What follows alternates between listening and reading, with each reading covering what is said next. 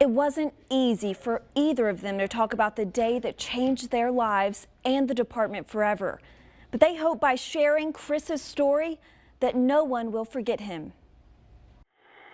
Engine 52, Firefighter Christopher Gene Ray, Tag 3.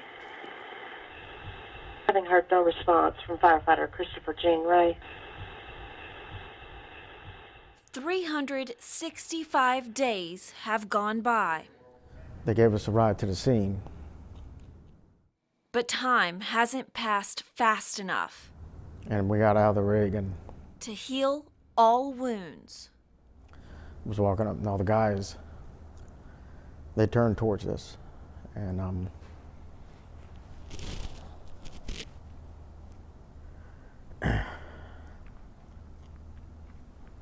Firefighter Drew walked up to me, and I just said, "Who was it?" That's when he said, "Yeah, it's Chris." The Conway Fire Department was responding to a house fire, trying to maneuver the truck to reach a fire hydrant down the street. That's when authorities say firefighter Chris Ray fell off the back of the truck and was run over as it reversed. The neighbor actually screamed. And I said, why is the neighbor screaming? So I started walking that way, and one of our firemen was running across the yard. I said, I was trying to process why this lady's screaming, why is the fireman running across the yard? Because we don't normally react like that.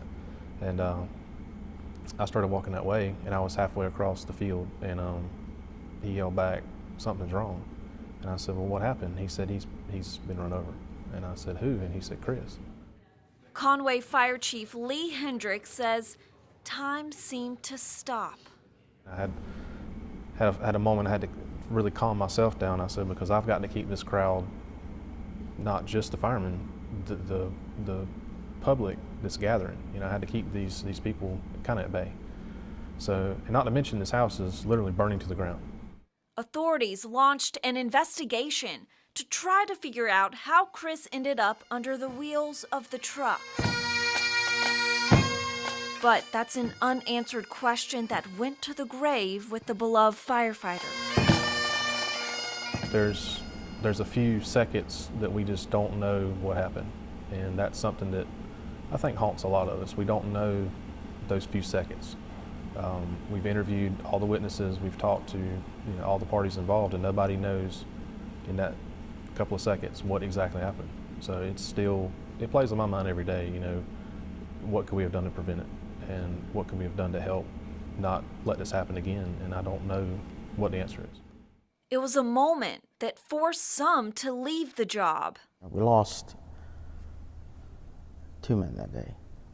Somebody was, one of our brothers was operating the vehicle, and he hasn't been back.